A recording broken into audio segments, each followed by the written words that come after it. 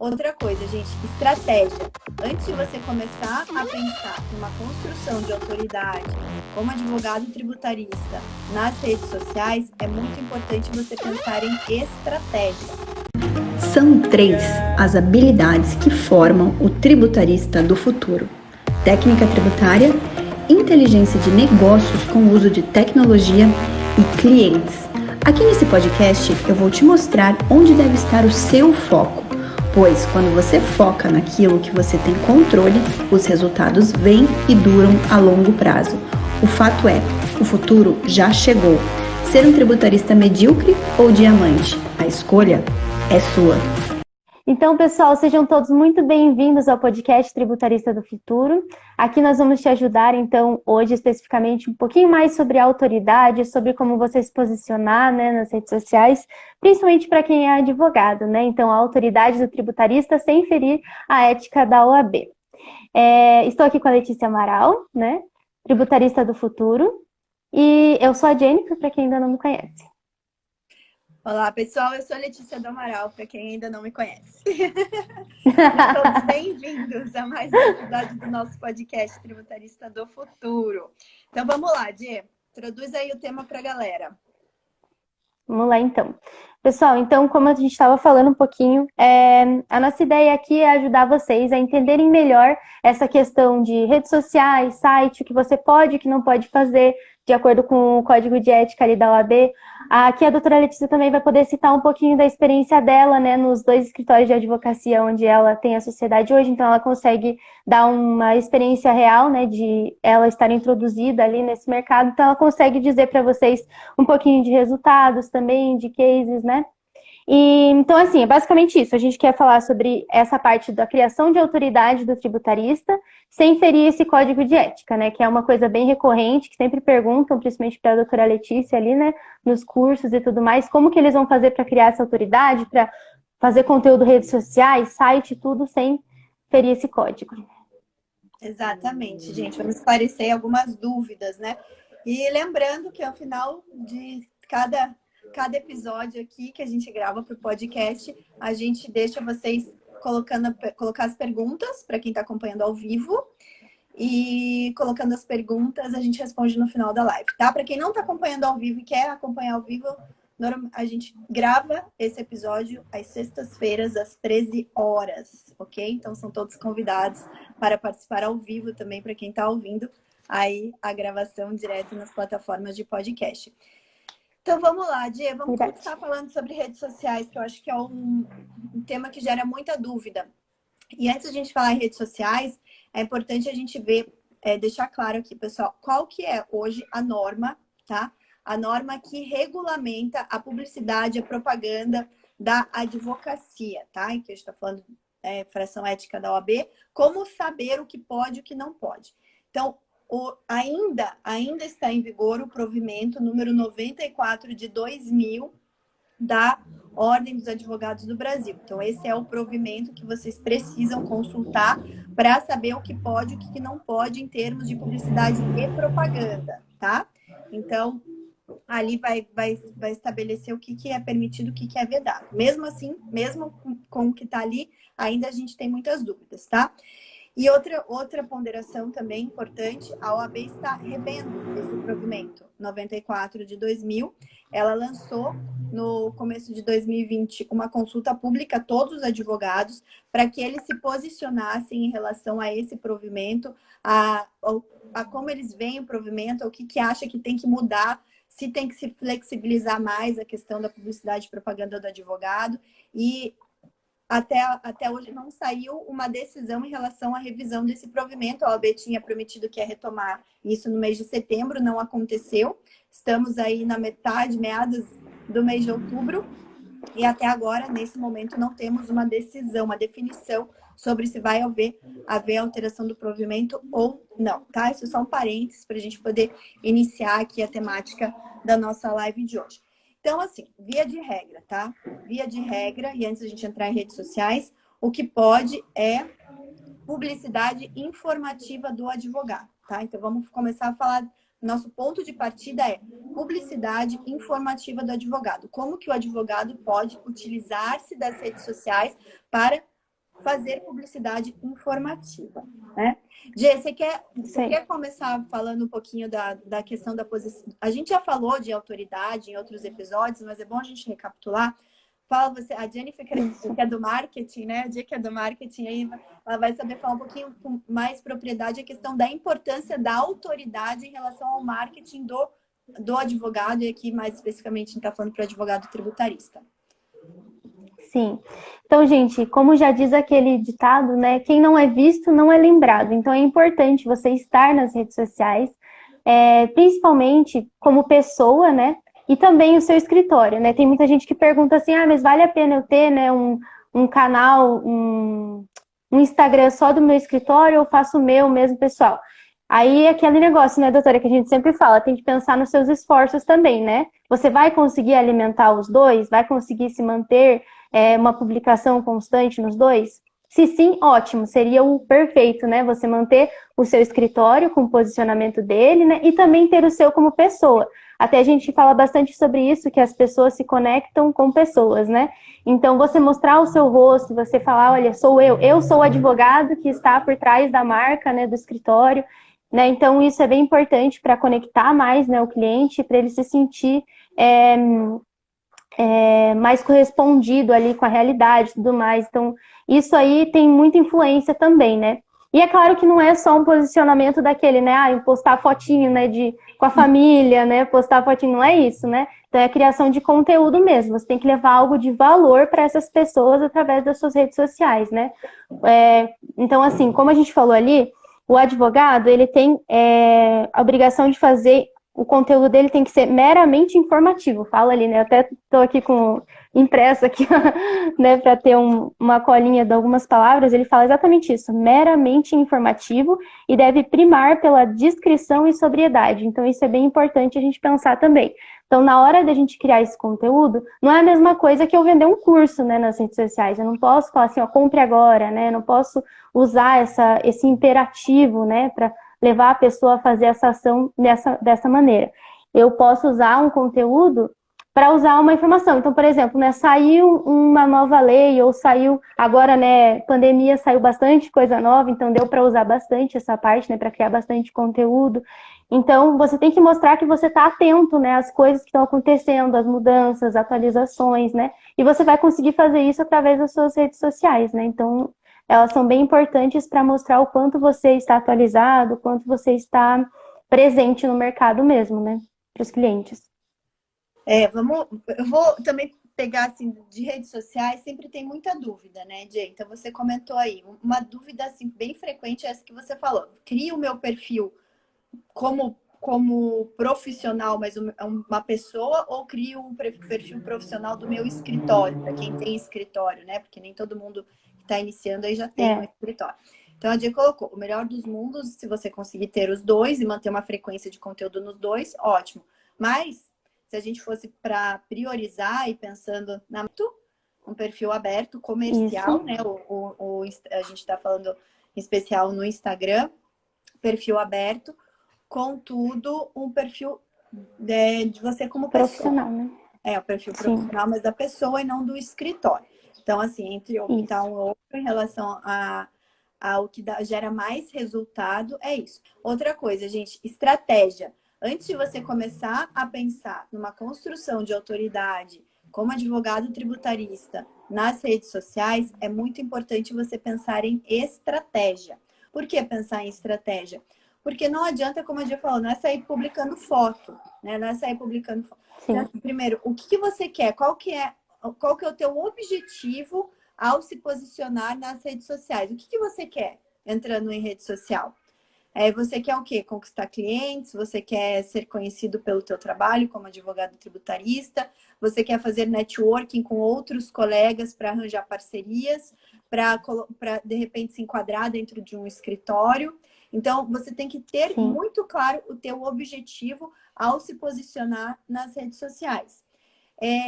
Por quê? Porque a gente já falou nos outros episódios do podcast sobre a questão da linguagem. E se vocês não acompanharam os outros episódios, a gente recomenda que acompanhem, porque dependendo da tua estratégia de rede social, você vai posicionar o seu conteúdo e a linguagem que você vai utilizar no seu conteúdo. Se você quer ser um influenciador digital, por exemplo, é uma estratégia diferente, certo? É uma estratégia diferente da estratégia que você quer ser um influenciador digital para quê? Você quer ser um influenciador digital como advogado tributarista para poder ser convidado para palestrar, para poder ser convidado a participar de outros eventos, para poder se conectar a outros colegas de classe, para representar outras marcas no âmbito jurídico-tributário? Esse é o objetivo? Ótimo. Tenha um objetivo em mente. Para que você está se posicionando nas redes sociais? Então, se é para ser influenciador digital, é um objetivo, é uma linguagem que você vai utilizar e é um tipo de postagem. O conteúdo que você vai fazer é um conteúdo diferente. Ah, não, meu objetivo é me posicionar como advogado tributarista para que eu atraia potenciais clientes pelas redes sociais para que eu possa, né, vender meus serviços para esses clientes. Ok, você tem um objetivo em mente. Esse objetivo, você vai ter uma persona, e a gente já falou de persona também nos outros episódios. Então, você vai saber quem é a sua persona, você vai direcionar o seu conteúdo para aquela persona e vai ser uma linguagem totalmente diferente da linguagem que você utilizaria na outra estratégia de ser um influenciador digital para o mercado jurídico tributário. Então, você tem que ter, antes de você começar a produzir conteúdo nas redes sociais, gente, vocês têm que ter muito em mente para que você quer esse conteúdo, né? Então, assim, e verifiquem também, a gente sempre costuma a se modelar, né, em cima de outros perfis, que a gente vê que são perfis grandes, tem muitos seguidores. E aí, assim, primeiro que não se baseie só em perfil, só em quantidade de seguidor, né? Porque isso nem sempre representa muita coisa. Mas tem que se basear no objetivo daquele perfil. Aquele perfil, ele está se comunicando com qual objetivo? Então, às vezes, muitos perfis da área jurídico-tributária que produzem muito conteúdo são perfis voltados à formação, né? A venda de cursos online, a venda de infoprodutos, como é o meu caso. É o meu caso, Letícia, estou aqui nas redes sociais, estou aqui produzindo conteúdo com o objetivo de formar novos tributaristas, né? E de formar e de colocar os meus produtos também à disposição. Então, esse é o meu objetivo, para isso eu produzo o meu conteúdo e eu tenho a minha linguagem falando para essa minha persona. Então, é muito importante, é um conteúdo informativo, a gente não faz propaganda no sentido assim, venha, me contrate, essa propaganda ninguém mais faz também, muito menos advogado. Primeiro porque não dá resultado nenhum, segundo que viola a ética da OAB. Então, não é aquela publicidade agressiva, né? Isso não. Então, tome muito cuidado em relação a isso e tenham estratégia antes de começar a produção de conteúdo, que é muito importante, estratégia, né? Aí, Sim.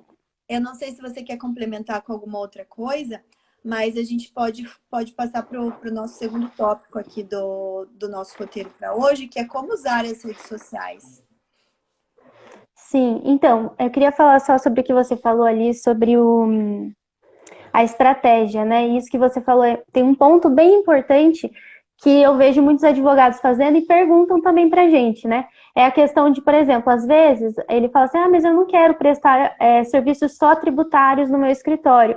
Eu quero prestar trabalhista, civil, né? E quer fazer de tudo no escritório. E aí, como que eu faço com as minhas redes sociais? Então, é aquilo que a gente falou, que a doutora Letícia falou agora. É muito importante você traçar a sua persona. E você não vai conseguir traçar uma persona que atenda a todos os serviços que você quer prestar, né? Opa. Então, você tem que traçar um objetivo seu, né? Então, eu quero usar o meu perfil para os meus trabalhos de advogado tributarista. Então, você vai se posicionar como advogado tributarista no seu perfil. Isso é bem importante, porque quando você fala sobre muita coisa, você vai confundir, né, a sua persona. Então, num dia você está postando sobre lei trabalhista, no outro você está falando sobre tributário. Então, a pessoa que vai ver o seu perfil, ela não vai entender muito bem, sabe? Não vai fazer sentido para a realidade dela o que você está falando, né? Então, tem que pensar bastante em quem você quer atingir, né? E focar nos conteúdos para aquela persona. E aí tem aquilo lá, mas daí eu vou parar meu escritório vai parar de abranger esses outros, né, temas? não tem necessidade de você parar de abranger os outros temas. Só que você precisa se posicionar como um especialista em alguma das áreas, né? Então isso é bem importante também, né? Dessa parte que a gente estava falando da estratégia. Sim. E uma coisa, até puxando o teu gancho aí, que é bem importante que o pessoal fique bem atento, é no seguinte sentido.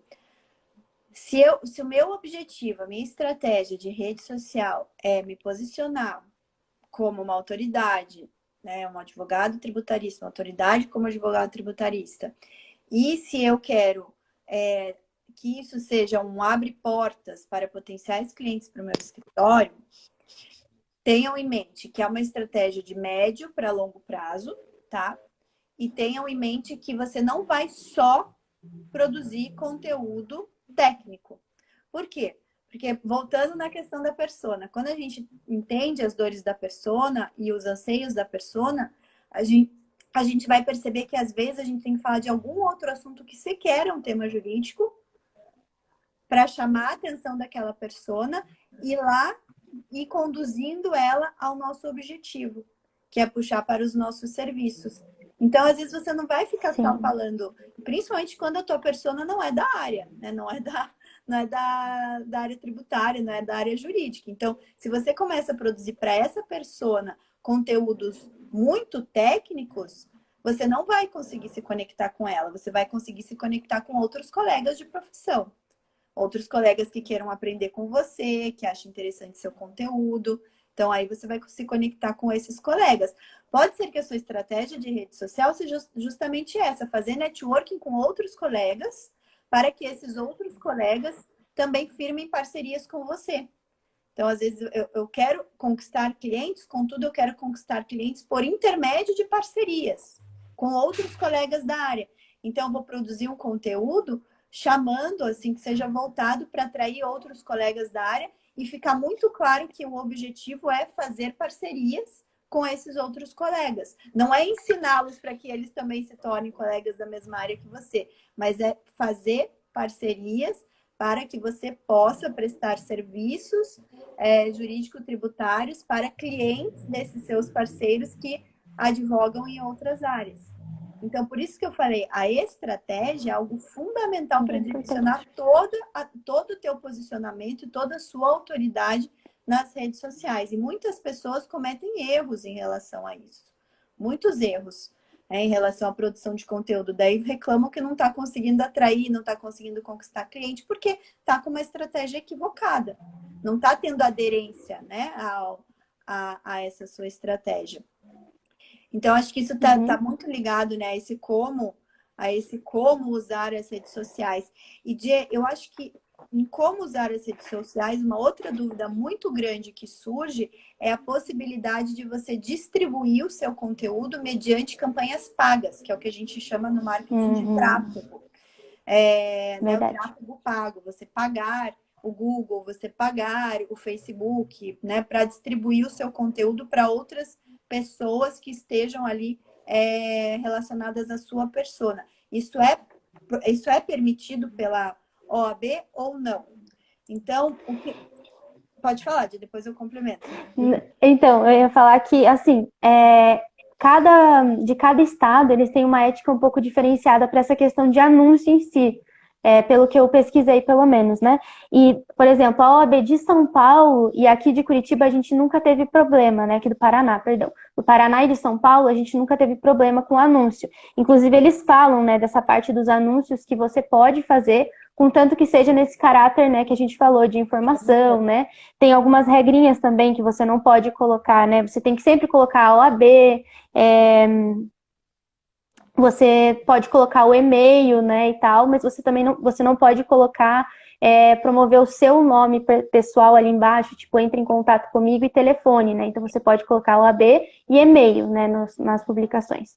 Então, essas coisas também são bem importantes. Então, sobre a questão dos anúncios, você tem que verificar o código de ética, né, ali do estado em si, porque cada uma fala uma coisa diferente sobre essa parte.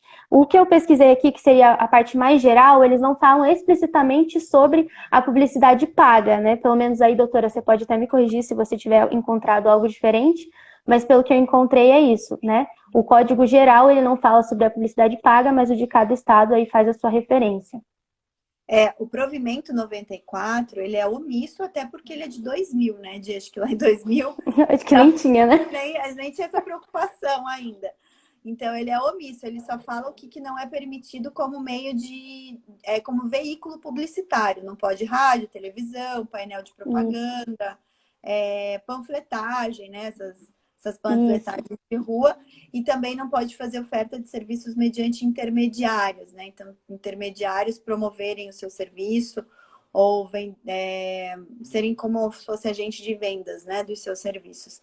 E aí fica essa omissão em relação às campanhas pagas, né, nas redes sociais, porque justamente não tem uma previsão clara. Aí o que acontece? Cada seccional da OAB de cada estado costuma regulamentar, emitir suas próprias cartilhas de publicidade na internet, falando o que pode e o que não pode. O que algumas que vedam a distribuição de conteúdo dizem? Qual que é o argumento? O argumento o código de ética, ele só permite que você faça publicidade informativa, mas que você envie para quem autorizou receber. Então, assim, se você tem e-mail, em pessoas que te autorizaram a mandar esse comunicado para elas. Quando a gente faz uma distribuição grande, de forma paga, as pessoas não autorizaram expressamente e podem receber aquele conteúdo mesmo, né, sem ter solicitado. E aí, então, algumas seccionais da OAB vedam, como no caso do Sergipe, se eu não me engano, Pernambuco veda também. Algumas OABs vedam isso expressamente. Você não pode fazer campanha paga no Google, não pode fazer campanha paga no Facebook, nenhuma rede social, tá? Campanha paga não pode. Algumas outras permitem, justamente porque não há uma previsão expressa ali no provimento, e esse é um dos pontos controvertidos que foram submetidos na consulta pública e que a OAB vai ter que definir assim que ela for fazer essa revisão do provimento 94. Então, antes de você fazer uma campanha paga, se certifique da possibilidade dessa campanha paga, né, no seu estado. E aí a gente entra numa outra questão, né? Vamos pensar, vamos pegar ali o exemplo da Amaral Yazbek Advogados, que está sediada em Curitiba, no Paraná, a OAB do Paraná não veda. Mas quando eu faço uma campanha paga, eu não me restringo ao estado do Paraná, eu faço a campanha para o Brasil todo. Só que eu não estou vinculada a outras OABs. Então, isso pode gera uma concorrência, não uma concorrência desleal, mas uma concorrência injusta em relação a colegas de outros estados, por exemplo, colegas que estão no Pernambuco. Eles não podem fazer essa campanha paga lá porque a OAB de lá veda. E aí? Mas você pode fazer para lá. Mas eu posso fazer e atingir, inclusive, o público do Pernambuco. Então, são questões controvertidas que a OAB precisa se posicionar e a OAB vai precisar ajustar o código de ética à nossa realidade atual, né? Ao mundo, a gente está vivendo uma era pós-digital, Revolução 5.0, em que a gente depende, né? Hoje a gente não tem mais cliente batendo na porta, nós somos mais de 1 milhão de advogados no Brasil, fica impossível se a gente não puder investir em campanhas de marketing, claro que sempre mantendo a questão da sobriedade, do conteúdo informativo, mas a gente não consegue mais hoje sem se adequar à realidade do marketing, né? Do marketing que existe em outros segmentos. Mas, de uma forma geral, o fato de ser uma publicidade informativa já permite com que o advogado tributarista ele consiga, sim, fazer a sua autoridade nas redes sociais e na internet como um todo, né? Acho que a gente vai passar agora para esse ponto de falar de outros meios, né? Meios do advogado tributarista construir a sua autoridade fora do âmbito das redes sociais. Sim. Eu queria falar um pouquinho, então, né, sobre o site, o poder de você ter um site, né? Você ter a sua página mesmo da internet ali, onde vai ser totalmente personalizada com a sua identidade visual, com o seu propósito, né? Com tudo que você criou ali, que você quer apresentar para a sua persona. Então, o site ele tem exatamente esse poder. Quando você entra num site de um escritório, ou você entra num site, né? Agora, a gente também tem os sites das pessoas jurídicas, advogados, né? Mas não o escritório em si. Então, quando você entra assim, você consegue ver tudo que aquela pessoa quer passar através da identidade visual dela, né? Que daí tem aquela questão toda das cores, né, doutora, que a gente fala bastante, a importância da fonte, essas coisas assim, que são bem importantes e também transmitem, né, os valores que você quer trazer com a sua marca.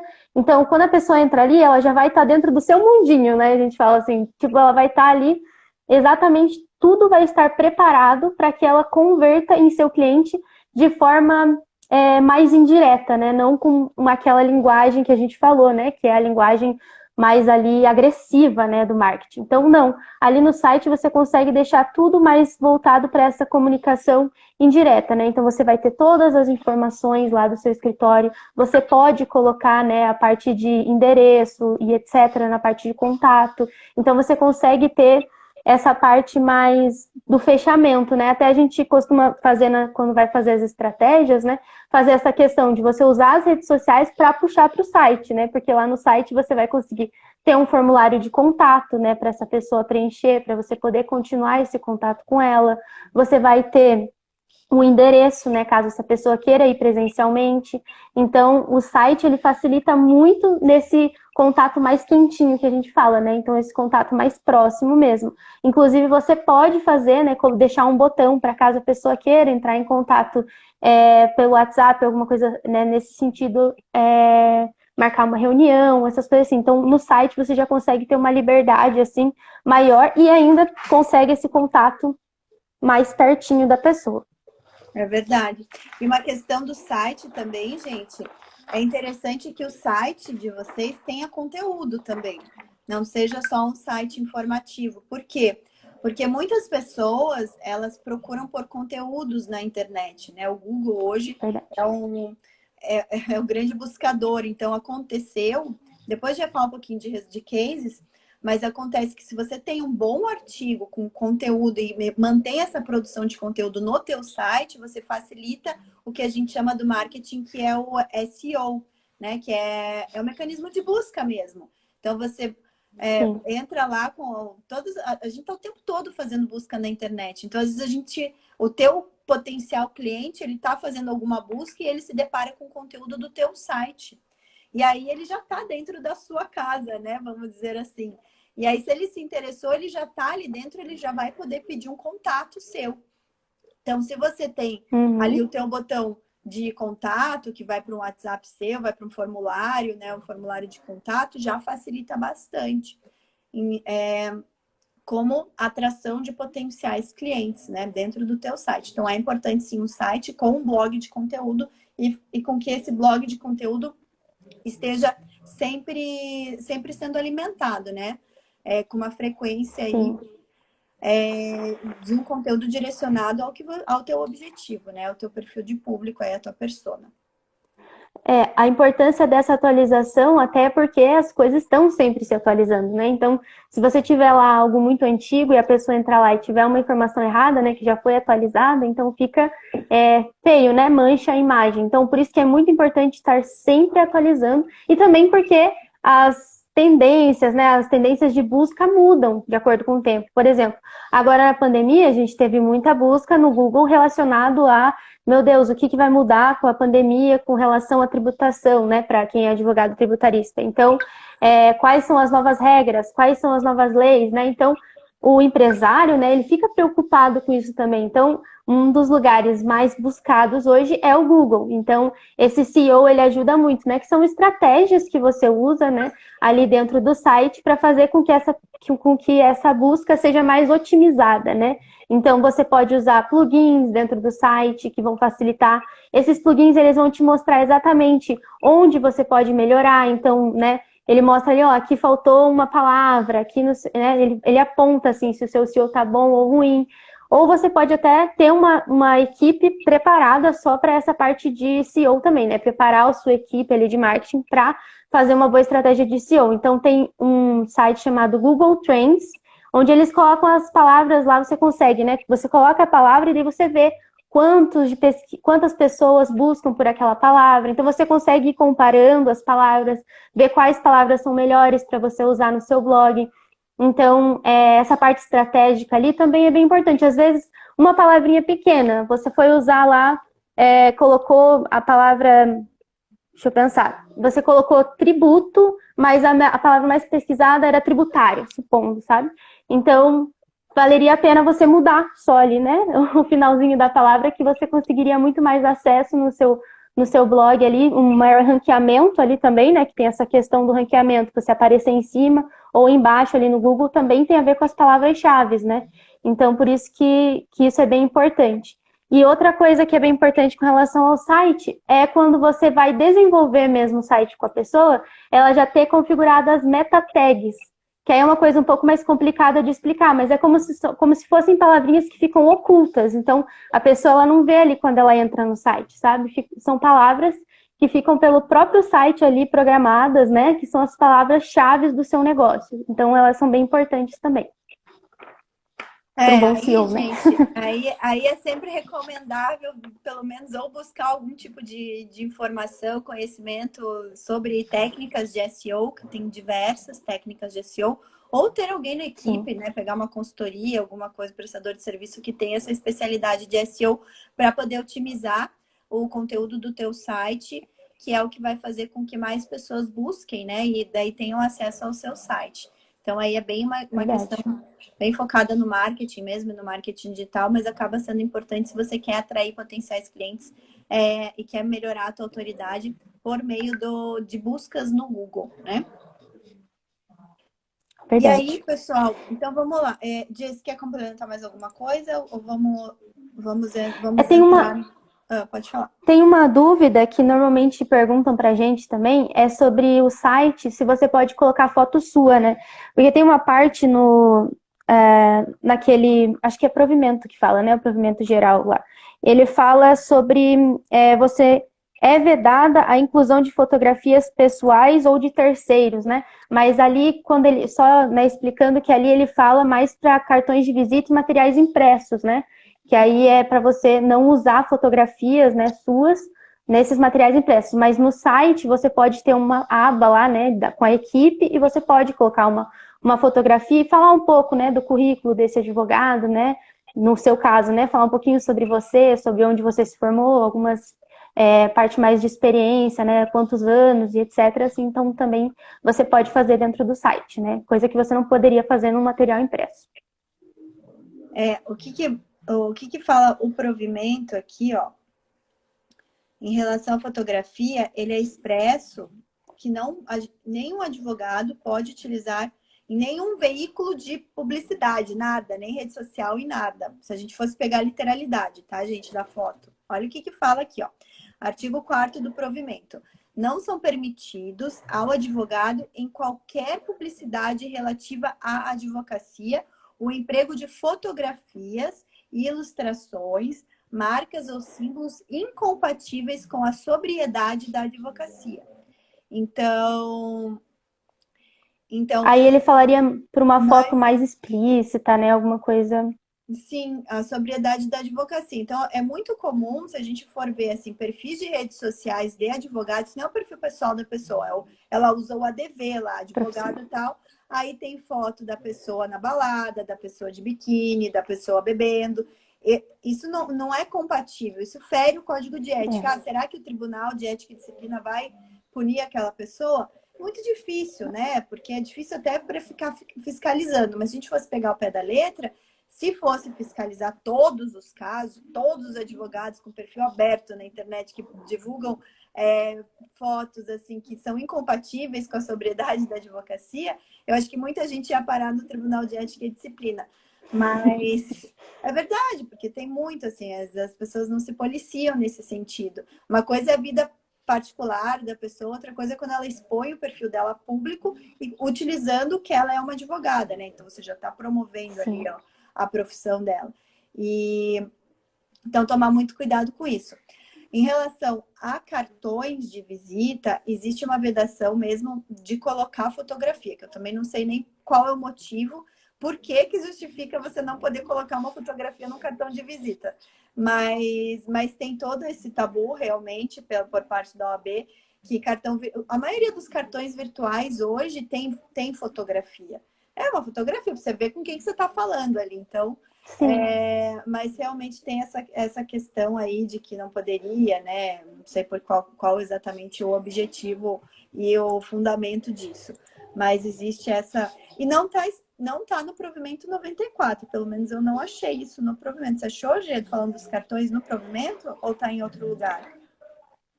Ó, ele tá capítulo 8 da publicidade profissional, artigo 44, no segundo parágrafo. Então deve estar no estatuto. Deve estar na lei 8.906. Deixa eu colocar aqui para a gente conferir isso. A lei 8.906 é o estatuto da OAB. Qual artigo que você falou? É no artigo 44.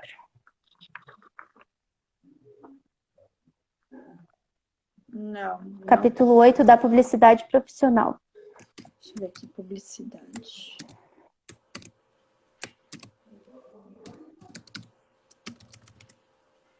Opa, tem uma mosca aqui em mim agora. Socorro. Mas realmente isso não faz muito sentido mesmo, né? Porque que não pode usar uma fotografia. E o engraçado é que ele é bem explícito aqui, pelo menos falando exatamente sobre essa parte de material impresso ali, cartão de visita e tudo mais, né? Eu deve estar no código de ética, então, não sei. Deixa eu ver o código de ética. Eu posso te passar também depois, exatamente do local onde eu peguei esse. Tá. Falou artigo 44, né? Isso? Isso. Não, mas também não é no código de ética. Depois você passa ali, pessoal. Não sei também qual que é de... Qual é o que você chamou aí? Como que você chamou? Como que eu pesquisei? Eu coloquei o código de ética da OAB. É, o que eu tô aberto aqui. Código de ética da OAB. Mas o artigo 44 fala de outra coisa.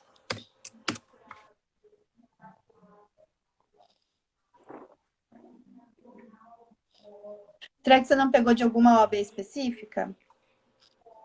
Deixa eu ver. Olha, não era para ser, era um PDF, sabe, que eu baixei. Ah, tá, achei.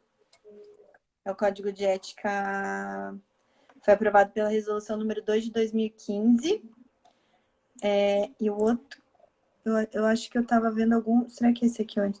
Devia estar vendo algum antigo, porque foi aprovado em 2015, daí o 44 fala disso mesmo. Então, deixa eu pegar aqui para a gente falar.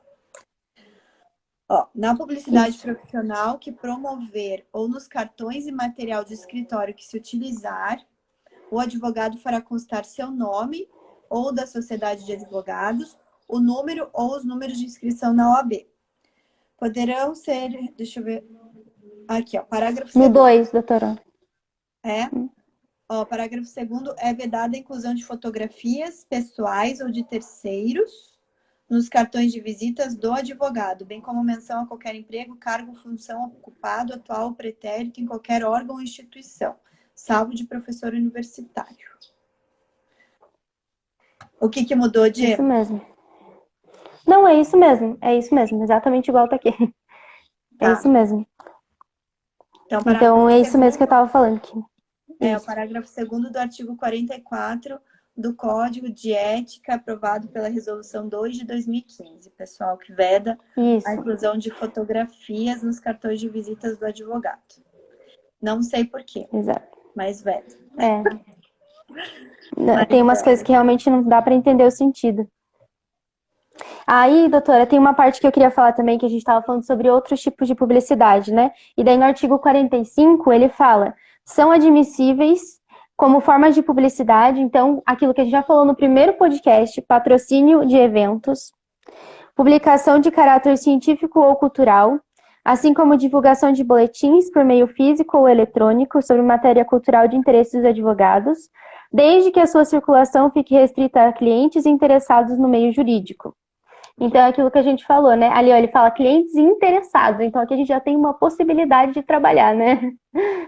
em eventos e tudo mais. Então, a gente também tem esse outro modo que seriam os eventos, né? De usar para criar autoridade também do advogado. Sim, evento é importantíssimo para a fixação da autoridade. Realmente, acho que é o episódio 1 do nosso podcast, que a gente fala de eventos com essa finalidade, né? Finalidade de fixação da autoridade do advogado.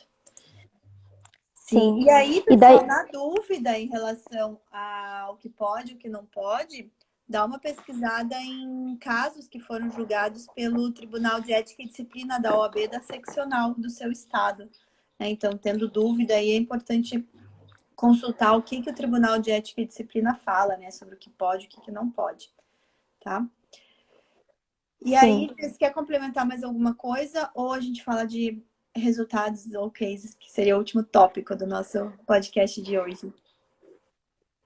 Então, acho que seria isso mesmo. Vamos partir para os resultados e cases, doutora. Tá. Eu vou citar um meu aqui rapidinho, tá? A gente recebeu algumas pessoas, né, que tinham um escritório, né? O escritório, às vezes, o mais renomado ali, né, da cidade, às vezes até do estado. E aí a pessoa falava assim, olha, a gente é o escritório mais renomado, e aí entrou na pandemia, né? E aí todo mundo buscava pela internet as coisas, começou a se buscar muito pela internet, né? Não tinha mais aquela possibilidade das reuniões físicas. Ainda dá, mas tem que ter todo um cuidado e tudo mais. Então, algumas pessoas até pararam, né? Começaram a fazer mais as reuniões virtuais. Então, começou-se assim a busca maior, né? Por isso. Então, acontecia que essa pessoa nem aparecia no Google quando você digitava o nome do escritório. E às vezes, quando você entrava lá no site, né? Eu tô falando às vezes porque não são todos os escritórios que isso acontece, né?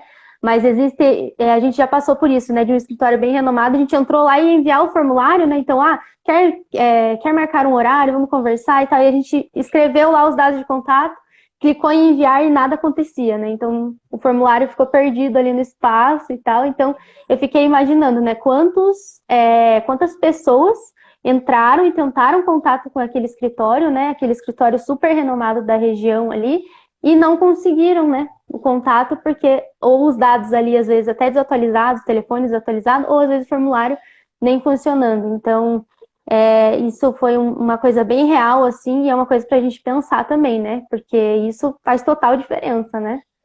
Sim, e outra também, né? Uma coisa nossa que a gente passou recente também de mudar o site do escritório, às vezes mudar os formulários e mudar para onde que vai a pessoa preenche o formulário e vai para qual e-mail. E aí esse negócio de entra a pessoa no time, sai a pessoa do time, isso se perdeu. E tinha uma época que a gente estava justamente com esse problema no escritório. Não sabia se quem estava entrando no site, preenchendo o formulário, se a gente estava recebendo isso e estava dando a devida atenção. Então, essa é uma coisa que a gente teve que corrigir interno. E é um alerta para vocês também não caírem, né? Porque às vezes a gente também está fazendo todo o investimento de marketing, de construir um site, de colocar lá. E aí, de repente, você não está conseguindo acompanhar as pessoas que fazem contato por ali. Então, assim, na dúvida, gente, não tira, também dá para tirar o formulário do site e deixar só um botão de WhatsApp que seja o botão que você saiba que alguém vai responder aquele WhatsApp. Então, só se certificar disso aí, da pessoa que, quando for entrar em contato contigo, que ela tenha uma resposta, né? Porque senão você vai ter feito todo um investimento e simplesmente vai perder, né, o teu potencial contato ali. Mas o que a gente teve de case legal, assim, por conta de autoridade por meio de conteúdo, tá? Que é o que a gente fala, autoridade por meio de conteúdo. Muito evento, eu já falei várias vezes para vocês, a gente já conseguiu muito cliente por networking de eventos que a gente promova, eventos de terceiros em que a gente se posicione com o conteúdo e faça networking, já um networking estratégico focado em prospecção. E também o nosso site com conteúdos densos, assim, conteúdos de artigos densos, a gente já conseguiu atrair clientes por ali e que vieram só por ter lido um artigo de algum assunto que era o que eles estavam precisando naquele momento. E aí vem e a gente acaba fazendo atendimento e fechando o contrato com o cliente. Então, assim, Eu já falei bastante para vocês em outros episódios, mas quando a gente vai pensar em fixação da autoridade com o objetivo de atrair clientes, né, ou potenciais clientes, é importante que a gente esteja disponível em vários canais, não é apenas um, né? Então a gente falou aqui de redes sociais, a gente falou de site com conteúdo, de eventos.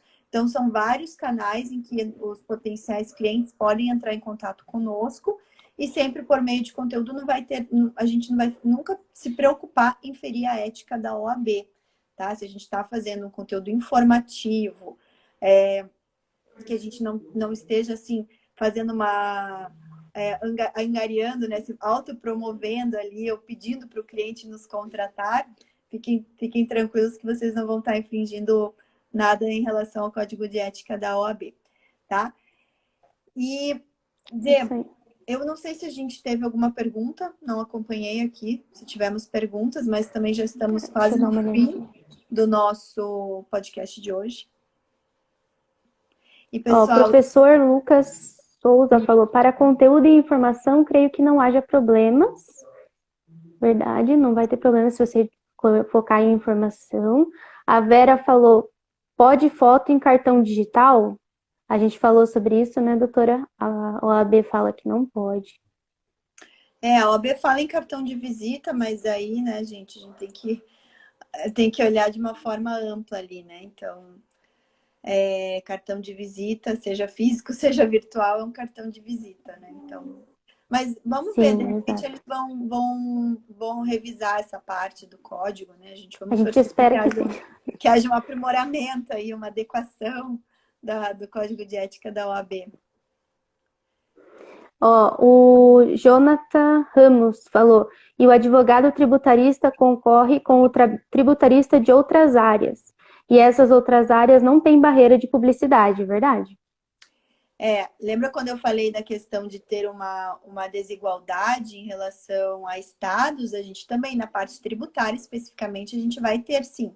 O advogado tributarista, por exemplo, ele não pode fazer propaganda,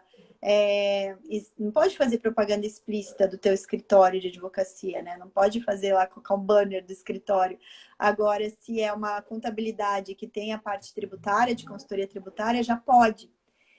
Então, alguns tributaristas, de forma estratégica, não abrem escritórios de advocacia, só que daí também não pode fazer nada que seja restrito à advocacia, né? Então, assim, se você quer se posicionar como tributarista e quer fugir do Código de Ética da OAB, uma estratégia realmente é você constituir uma pessoa jurídica que não seja sociedade de advogados, que seja uma outra sociedade, uma consultoria tributária. Contudo, você não vai poder fazer nada que seja específico da advocacia, como prestar consultoria jurídica e atuar perante o Poder Judiciário. Isso não pode. Mas se você quiser só fazer um trabalho consultivo, planejamento tributário, governança, recuperação administrativa de crédito tributário, não tem problema, você consegue, você escapa realmente da questão do Código de Ética da OAB. Se você quer se associar, por exemplo, eu quero ter um sócio contador, porque é importante. Também abre uma outra empresa, que não seja sociedade de advogados. Sociedade de advogados só pode ser formada com sócios advogados. Então, se você quer, também pode pensar em outras estratégias para escapar da regulamentação da OAB, desde que você, né, não atue como advogado, né, com os serviços que sejam específicos da advocacia. Mas na área tributária, sem sombra de dúvidas, é possível sim que você atue como tributarista sem atuação, né, na advocacia. Doutora, eu queria falar também do canal do YouTube, né? No escritório, a gente já teve aí, né, no escritório com vocês, algumas pessoas que entraram em contato por causa dos conteúdos colocados no YouTube. Então, vai depender também da sua persona, né? Você fazer uma estratégia direcionada. Se ela estiver, né? Se ela for uma pessoa que costuma, né, ver vídeos no YouTube, também pode ser uma saída produzir conteúdo para o YouTube também, né? Então tem que sempre pensar bem na persona e ver certinho o que é mais estratégico para atingir ela, né? E aí você vai estudar o que tem a ver com essa estratégia, né? Com relação ao código de ética. E as pessoas consomem muito conteúdo em vídeo, né? Então, não é à toa que o YouTube cresceu pra caramba, que o Instagram está investindo em vídeo, que as plataformas estão investindo no formato vídeo, porque as pessoas consomem muito conteúdo em vídeo. Então, realmente, Sim. se você quer atrair também pelo YouTube, é uma ótima estratégia. Faça o conteúdo direcionado à sua à persona e tenha frequência na produção desse conteúdo, né? Porque o YouTube, ele funciona muito bem com frequência, né? Frequência de conteúdos. E aí Verdade. sim é possível. Só que daí também, gente, tem que lembrar de estar sempre monitorando os comentários. Porque quando aconteceu isso conosco, foi isso, foi comentário nos vídeos.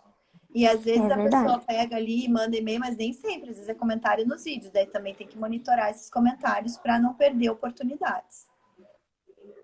Verdade. Ó, o Rodrigo Paixão colocou aqui. Como advogado tributarista não pode produzir conteúdo? Não, o advogado tributarista Como deve advogado. produzir conteúdo. A gente está falando aqui, Rodrigo, que para não ferir a ética da OAB, a melhor forma de publicidade é a publicidade informativa, através da produção de conteúdo mesmo, tá?